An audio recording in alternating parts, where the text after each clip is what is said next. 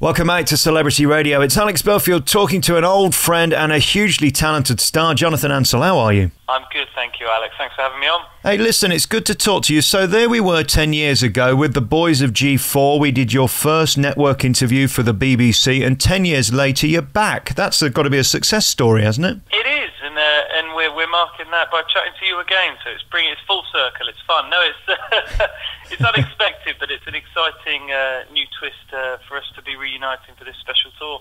I've always thought it was interesting being you because you were the standout star of G4. Was that ever awkward? Because you were the one we remembered. You are the front man and frankly have the most incredibly distinctive and wonderful voice.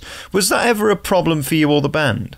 No, it was great because we never kind of focused on any of those things that I think the judges initially started to push towards within our time on the X Factor. I think it's important to have a focal point in a group, and I think that became me. But the great thing about G4 is that we all brought amazing different things to the table. I'm unfortunately unable to play any useful instruments, so we've got Mike great on the piano and Ben with perfect pitch that brought amazing kind of musical elements, which was a big part of what we are and now what we're recreating. And it was never kind of a big thing. It was frustrating at times when you maybe have arranged it in one way and then somebody goes, no, John needs to take that line as well, and it's just annoying for 10 seconds and you go, okay, cool, that's what we're going to do with that song. But you learn quick and realise that it's fine. I guess it was great for me to have become the kind of face of G4, I guess, because it enabled me to then kind of branch into more of a commercial solo career in the way that I wanted to do. So I guess I was very lucky in having that position. How is your face? Has it weathered well over the last 10 years? I use a little bit more makeup now on stage to hide a few of the wrinkles. It is slightly frightening when you look in the mirror and think, gosh, 10 years ago I looked very different. When we were first on the X Factor, I look about 12, so I think I look more my age now, and I'm still perfectly naturally blonde, of course. The hairstylists never get involved with any bleach to enhance that. Thank God for that. And any Botox? Are we bothering with Botox yet? No, never. I find that so weird. It just makes people's faces look strange. I remember when Simon Cowell came back, was it this year, when he'd had his big eye operation, and at first you just think, he looks so weird and different, and obviously then you become accustomed to it. But I think, yeah, natural is better. I'm not going to be messing about with any of that. No, nor should you. And what a difference 10 years makes. I mean, there you were 10 years ago, a sex symbol for the masses, and now, of course, you've got a baby. Life has changed, hasn't it? It has. It's two children in and hitting the road again. The wonderful thing is that the audience for us has always been a more mature crowd, may I say, and the great thing about them is that they're traditionally less fickle and have always been there supporting us. So I guess to them maybe I still am the sex symbol, albeit unobtainable with a wife and children, but it's still fun to have that kind of connection potentially with someone on stage. I don't know, poor people having to potentially think like that, but I still love the opportunity to stand on a stage and sing, and if people come and want to enjoy that, then I'm more than welcome, more than happy, should I say, to kind of be part of that experience. I noticed that I've never seen you falling out of clubs. I've never seen tittle-tattle much in the papers. You keep yourself to yourself. Do you think that's a recipe for long-term happiness? Because if you start getting involved in all the shenanigans with the media, it seems to destroy you quickly, doesn't it? It can do. You can have a quicker rise and you can have potentially a bigger kind of peak in your career, but you can also absolutely fall off that, and it can be massively negative. I think I've been fortunate, albeit falling out of clubs has definitely happened throughout my life. I've managed to not end up with those pictures broadcast all over the place, and it's been a nice, more positive perception of who I am and who we were as a group. So yeah, I think being more true to your music and focusing more on that than other potentially more negative sides is strong. I've been able to focus a little bit on some of my culinary joys through Ready Steady Cook and Come Dine With Me and things like that, and I've loved exposing those on TV. But yeah, I'm not going to be falling out of any clubs and pubs and clubs anytime soon, trying to get a bit of extra PR. I don't think I don't think that's G4's way. No, it's nice when you're asked. So the Bake Off people asked me to have a go at that last year. They said I was one of the most impressive master bakers they'd ever seen. I turned it down. I turned it down, Jonathan. You don't need that. Very good. You know, what I loved about you when I first met you was the fact that you were all so talented. And I think the problem that the X Factor faces now is they're instantly forgettable. I mean, I couldn't name you 5, probably even 2 people from the last series of X Factor. In your day, it was different. I mean, are you glad that you did it 10 years ago and not now? Because it's hard to cut through, isn't it? Yes, I am. And that's not just due to the X Factor. It's due to the fact that there's now kind of 3 mainstream reality TV shows, and albeit Britain's Got Talent, giving the opportunity to a variety of acts. It traditionally focuses around singers as well. So The Voice, The X Factor, and Britain's Got Talent dominate our TVs throughout the whole of the year, and that's a lot of people being exposed at a high level, and that's then difficult to stand out. I think it was much more naive when we were on the show, as a show itself. The X Factor was kind of learning with us, and that's always a great time to be in a production, but then the other shows all coming along make it harder, and I think it also makes your shelf life shorter. People traditionally are kind of in and out of their careers a lot faster, so being on the X Factor 2004 was a great decision for us. What for you have been the pinch yourself moments in your career? Because you've done some extraordinary gigs, been on some incredible TV shows, met some amazing people. Have there been particular moments where you thought, I've made it, this is extraordinary? There's some there. I think performing at Proms in the Park, Hyde Park, Terry Wogan introducing us to the stage, having just stood in the wings with Andrea Bocelli, that's up there. And one interesting moment where I was quite weirded out, and you'll find it amusing, but I was at a big ITV party at the ITV studios. I think it was their 50th anniversary, and I was there in the toilets of all places, urinating next to Jeremy Beadle. And one thing that I found weird about that was that I'd always watched him on the TV and just sort of kind of idolised the kind of man from TV, and all of a sudden I'm there in such a kind of intimate space, and he's going, "Hello, Jonathan," and I'm like, that is just surreal. So those moments you kind of also cherish. Yeah, and you also don't want to be the star of Beatles about whilst you're both urinating, do you really? Let's be honest. I wasn't even on. Yeah, exactly. Thankfully the cameras didn't appear and zoom in. It was fun. There's been some unbelievable highlights. Performing at the Albert Hall now probably 10 times or so through various things, to sing in a space like that and have the opportunity to engage with an audience in one of the world's most iconic concert halls. There's definite pinch yourself moments that you will cherish, and fun career to be in. We did an hour special for the BBC for Christmas one year, and I asked you the question then, how does it feel to stand on stage with the pin focus and hear yourself with that orchestra? Is it still thrilling and astonishing? Because, I mean, you've got such power, but to hear it in a venue like the Royal Albert must be incredible. 100%.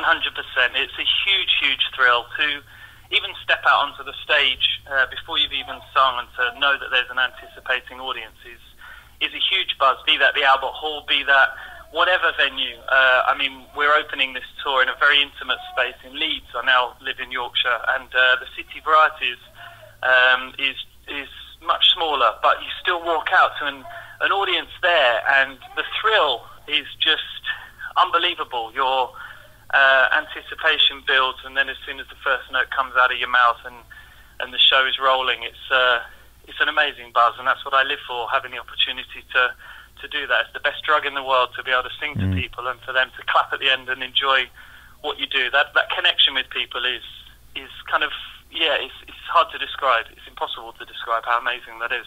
I don't wish to be rude, Jonathan, but could you tell the children if they want to come on the show, they must use their own phone? Sneaking away from him. I've just fed him. He's 6 months old now, little Dexter, and he's desperate to get into the limelight, so he's there trying to sing for you in the background. But how much hard work is it on a scale of 1 to 10? I mean, I just find it exhausting. I've got godchildren and nephews, and within 2 hours I'm very thankful to hand them back. How do you cope with the tiredness? I'm very fortunate. Both our children sleep amazingly, and it's I think it's testament to them being happy, relaxed and content. I mean, we've always given them a huge amount of time, but we've also created flexibility in their life. They're not tied to a routine. So both my wife and I, our kind of diaries in life is very variable.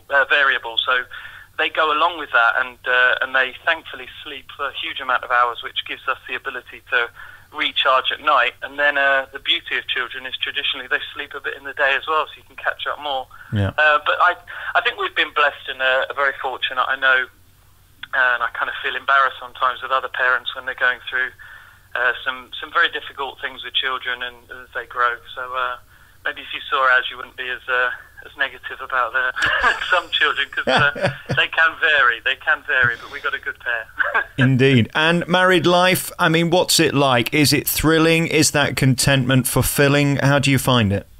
Definitely. It's so satisfying. Look, I was on the X Factor 10 years ago as a single man, having an amazing time in London and living a kind of pop star life, I guess, and going to clubs and having a laugh on your own. But there's nothing more satisfying than actually coming back home and having a nice meal with your wife or your family, I guess, when the children are still up, and then watching a movie. There's something much deeper and more meaningful about that I absolutely love. And I've had an amazing kind of mental time in my life, and I'm enjoying the more stable, relaxed and contented side now. It's ultimately fulfilling. It's a wonderful thing, and I would highly recommend it. When you talk about the showbiz years, I mean, you obviously were around the houses. Did you stop in most of them? I mean, how showbiz was it? It was showbiz. It was showbiz. There's no denying.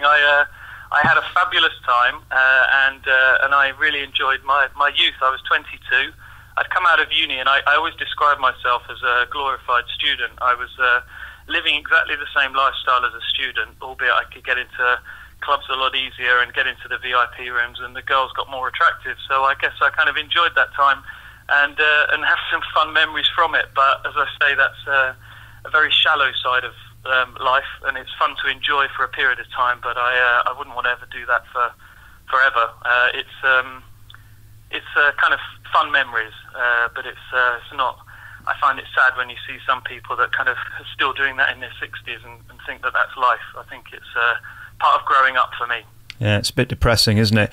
And as for your career, I mean, you've been consistently in work. Was there ever that reality of waking up in the morning wondering where your next meal's going to come from and whether you'd work again? I don't know whether you've been through that, but so many reality stars have, where it becomes terrifying. You have the huge fame, you have the huge success, and then it sort of quietens down as it does with everyone. Did you ever have that, or have you almost consistently been in work? That paranoia, but I've focused a few years of my career into musical theatre, and one thing that's very difficult about that world is that you traditionally have to keep huge gaps in your diary available for the role. So if the casting directors do actually offer you the position, you're actually available to kind of do all of the tour dates or the dates in the West End or whatever it may be. So I found it very difficult for a few years because I didn't know what life had in store. I was incredibly fortunate, and I've always subsequently had amazing opportunities, and my diary's always kept me busy enough, and I've never had a proper job since I was 20. I've always sung as a living, so I've thankfully always had that. But I've definitely had the highs and the lows, and I've had Christmases where I've just been there with the family and gone, I literally don't know what I'm doing next year. I might have a gig, and the rest of the year could be anything. And I've been very fortunate that great opportunities and shows have always come my way, and hopefully that will always continue. I guess I'm lucky being a more traditional genre, the classical crossover, and incorporating as I do now more and more variety and keeping up to date with new songs and putting a twist on that. Hopefully that's a genre that will continue as I grow. I'm not trying to still be kind of Britney Spears singing the little pop songs when I'm 32. I'm actually progressing, I think, into a a maturer voice, which I think suits the style of a lot of the music I do. So hopefully that's always going to continue. I don't know about you, but I look in the papers sometimes at these stars that have huge fame for no talent, and it terrifies me because I just wonder where you go with that. I mean, you'll always be able to sing, whether it's in a working man's club or at the London Palladium. Well, I hope so. That's always the scary thing about singing, is that it's inside you. If I was an amazing trumpet player, you could always buy a new trumpet if you broke it. But voice is it's somewhat delicate, but I always do hope that that will be there, and it's always hopefully going to keep getting better. And as you say, whatever the venue, if there's an audience that wants to come and listen to me, or a venue that wants to book me for people to come here, then I'm always looking forward to opportunities. And I love the variety of venues. I love singing in small spaces, really intimate shows, and I love the grand shows as well. I actually get more nervous about the small shows and actually see people's faces. And that intimacy is wonderful. It's electric. The large shows are also an amazing buzz because you've got the grandeur of the space and the spectacle of the occasion. So yeah, hopefully those opportunities will be there until I decide I don't want to do it anymore, I guess. Well, you've got a phenomenal talent. I've always said that every time I've met you. You've been nothing but humble, and I wish you all the best with this tour. G4 reunion for 2015 are back on tour, celebrating 10 years in show business, and you start in Leeds. You can find out the full dates by going to the website. Just put in G4 Tour and it comes up there. Who was your mentor, by the way, on X Factor? I forget. Louis Walsh, yeah, good old Louis. So yeah, we'll have to try and get him along to one of the shows. Yeah, you should, because I mean, in a way, you've got a lot to thank him for, because the hype around you was extraordinary, and I don't think it'll ever happen again because there's so much sort of clutter with that show. Nobody sticks out as a star, do they? People can, and people do have the opportunity. I just think, unfortunately, the shelf life tends to be shorter, and it's amazing that we're here talking now about a 10-year reunion, and that I've continued through that.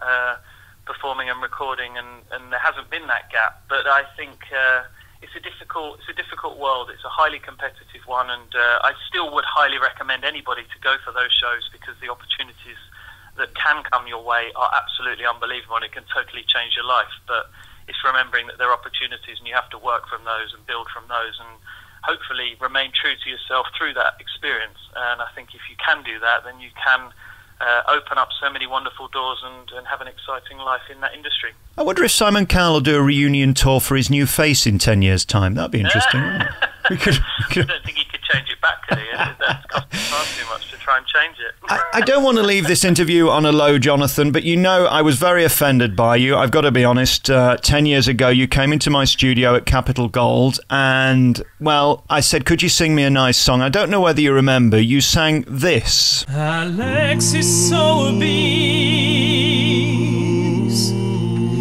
he cannot see his knees, his mambo's sticking out. They're rubbing close together, swinging in bad weather. They're now looking bigger than double D's. Alex Belfield, he's getting bigger every day. Alex Belfield, he's too fat, he can't be gay. His portions are so large, he makes Vanessa Fells look quite slim. Alex Belfield, he's got 14 double chin. Alex Belfield, he's at least 20 dins. If God is real, give him smaller meals any day. Alex Belfield. Some people can just be damn right offensive, Jonathan. There was no need for that. I offered you my studio with grace and kindness, said nice things, and all you could do was damn right insult me. Not nice. Amazing. Listen, great to talk to you. Yeah, you should be. I'm going to come and see you in Birmingham. I look forward to it. G4 are back on tour. You can hear the boys back live doing what they do so brilliantly. You've got a gift, my friend. Jonathan Ansell is the big star of G4. Put that version in if you come. Yeah, please do. Yes, I look forward to it. Put in G4 Tour. You'll find out all the tour dates. Jonathan, great to talk to you. Thank you very much. Bye-bye.